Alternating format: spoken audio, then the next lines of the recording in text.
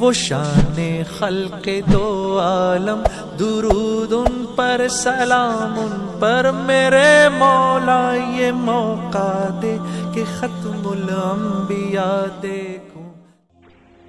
دین میں قربانی میں اور پھر استقامت کہ اس میں عورت آگے۔ 4 چیزیں اللہ نے عورتوں کو خصوصی دیے، او سن لو جاگ کر۔ 4 چیزیں مردوں کے پاس بھی ہے لیکن بہت کم، عورتوں کے پاس زیادہ ہے۔ بتا دوں؟ ایک بھی نہیں بول رہے۔ ارے ادھر والے بول رہے ہیں، ان کو بتا دوں گا، بعد میں پوچھ لینا کہ ادھر والے بھی بول رہے ہیں۔ ہاں ماشاءاللہ لگے کہ سب سن رہے ہیں۔ 4 چیزیں ہیں۔ سب سے پہلے اللہ نے عورت میں رونے کی صفت رکھی ہے۔ یہ جب چاہے، جس وقت چاہے، جس حال میں چاہے رو سکتی ہے۔ یوں کری اور آنکھ میں آنسو، اور کیوں وہ کتنا بڑھاتی آ رہی ہے؟ سب مرد جانتے ہیں کہ اس کے آنسو پہ ڈھیر ہے، سورا نہیں نہیں نہیں، لیکن اس کے آنسو ختم۔ اچھا بابا مت رو، مت رو۔ اب یہ رونے کا رخ بدل جائے، آج اپنے مطالبوں کے لیے رو رہی، آج اپنے مسائل کے لیے رو رہی، کل اگر اس کا رونا امت کی ہدایت کے لیے ہوگا، خدا کی قسم اس کے آنسو انسانیت کی ہدایت کا ذریعہ بنے گی۔ ایک اللہ نے عورت میں بولنے کی صفت رکھی ہے۔ کیوں بھائی؟ آپ ایک عورت گھر کے دروازے پہ کھڑی ہے، ایک عورت گھر کے اندر ہے، اندر والی کے لیے آپا اندر آ جاؤ نا، کہ آپا فرصت نہیں ہے، بالکل بہت کام ہے، اور وہیں کھڑے رہ کے 1.5 گھنٹے سے بات ہو رہی ہے۔ پکی بات ہے نا، یہ دوسرے سمجھتے ہیں نا۔ اب یہ عورت کے بولنے کا رخ اگر صحیح ہو جائے، آج مخلوق کو بول رہی ہے، چیزوں کو بول رہی ہے، کپڑوں کو بول رہی ہے، سینڈل کو بول رہی ہے، نہ جانے پورے گاؤں کی برائیاں کر رہی ہے۔ اب اگر اس کے بولنے کا رخ صحیح ہو جائے، اس کا مزاج دعوت کا بن جائے، پھر اس کا بولنا اللہ کی عظمت کا، توحید کا، رسالت کا، آخرت کا، نہ جانے کتنوں کی ہدایت کا ذریعہ اللہ اس کو بنائے گا، اور یہ خود ایمان کے اعتبار سے کتنی ترقی کرے گی۔ تیسرا اللہ نے عورت میں جھیلنے کی صفت رکھی ہے۔ جھیلنا، ساری تکلیف۔ ایک بار نکاح کا بول بول کے کسی کے گھر میں آ گئی، چاہے اپنے گھر میں رانی کی طرح رہی تھی، اب یہاں پہ نوکرانی کی طرح رہ رہی ہے، اس کے لیے جینا آسان ہے، سب جھیل جائے گی۔ گھر سے پھر اس کا جنازہ ہی نکلتا ہے، جھیل گئے۔ اب اس کا جھیلنا اللہ کے دین کے لیے ہوگا، ساری تکلیف برداشت کرے گی، پھر اپنے شوہر سے کہے گی، اے میرے شوہر ہم سوکھے ٹکڑے کھا لیں گے، اے میرے شوہر ہم مرغی پال کے انڈے بیچ کے گھر چلا لیں گے، چٹنی روٹی کھائیں گے، کسی کے آگے ہاتھ نہیں پھیلائیں گے، آپ ہماری فکر نہ کرو، آپ اللہ کے دین کا کام کرو۔ پوچھو بیٹی فاطمہ سے، ارے گھر کا فاقہ کیوں ہے؟ یہ نمازیں بھوک سے کیوں بلبلا رہے ہیں؟ کہ میرا علی، میرا شوہر اللہ کے راستے میں ہے، تو اسے روکتی کیوں نہیں؟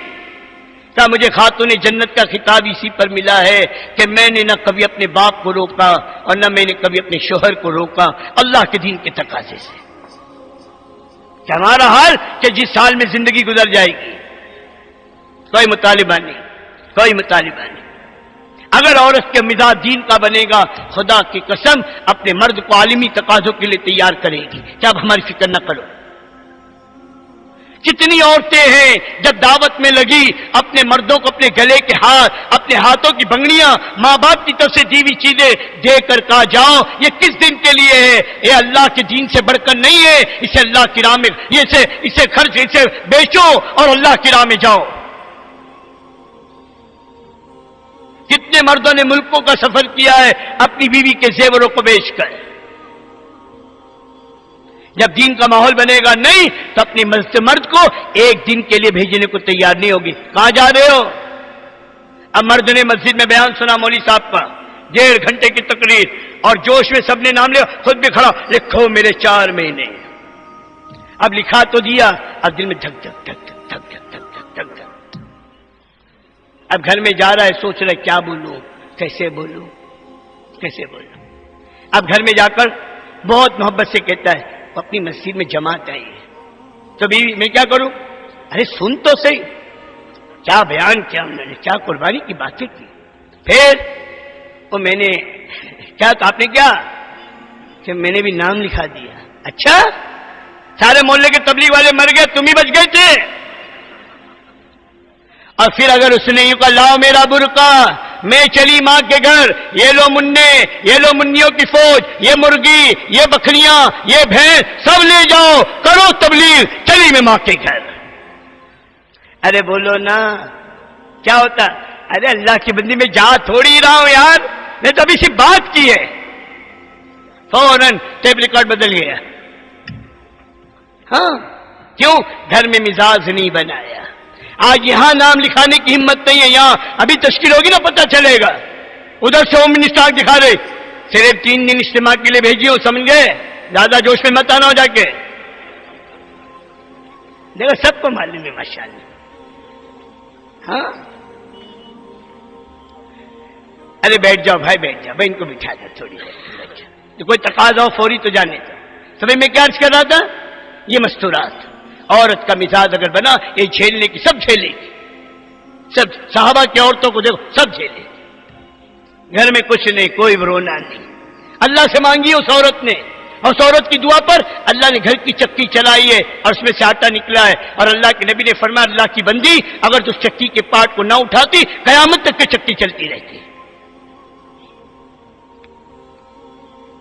اب 5 چوتھی چیز عورت میں اللہ نے وہ استقامت، وہ استقامت۔ جھیلنے پر میں ایک بات اور سناؤں، رات کو میاں بیوی دونوں سوئے ہیں، چھوٹا منا وہ بھی سویا ہوا ہے، اب رات کو منا رو رہا ہے، چلا رہا ہوں، دونوں کی آنکھ کھلی، میاں کیا بولتا ہے؟ ارے سنانا کمبخت نے نیند خراب کر دی ہے، اور منہ پھیر کے سو جاتا ہے۔ کون گود میں لیتا ہے؟ کون سینے سے لگاتا ہے؟ کون تھپ تھپاتا ہے؟ کون جاگتی ہے؟ کبھی کسی عورت نے نہیں کہا تیرا بھی تو ہے اٹھا، تو سب میں اٹھاؤ روز، کبھی نہیں کہ میرا ہے، میرا ہے، میرے ذمہ ہے، جو ڈوبتی کرتی ہے نا، یہ استقامت، یہ جمنا، جھیلنا، بولنا، رونا، اس کے رخ کو بدلنے کی محنت ہے دوستو۔ ہاں اس دعوت کی عظیم محنت کے اندر جہاں مردوں پر محنت ہو رہی ہے وہاں مردوں کی محنت کے ساتھ ساتھ ایک ایک عورت پر محنت ہے، اور سب سے آسان عورتوں میں محنت، عورتوں میں دین کے لانے کی جو شکل ہے سب سے آسان پورے عالم کے اعتبار سے، ڈنڈیگل کے اندر حضرت جی رحمت اللہ علیہ سے پوچھا گیا تھا عورت کا مستورات کا کام کیا ہے؟ حضرت نے فرمایا تھا گھر گھر کی تعلیم ہے، اور ہر گھر میں اعمال کا زندہ ہونا ہے۔ عورت کا اجتماعی کام سب سے پہلی بنیادی چیز وہ ہے گھر کی تعلیم، گھر کی تعلیم، گھر کی تعلیم۔ یہ فضائل اعمال کی تعلیم میں نور ہی نور ہے، اللہ کے نبی کے ایک حدیث میں اتنا نور ہے ساری دنیا کے انسانوں کو بانٹا جائے تب بھی نور کم نہ ہو۔ یہ فضائل کی تعلیم، یہ گھروں کی بے دینی کو دور کرنے کا اور گھروں میں دین لانے کا سب سے بڑا نسخہ ہے۔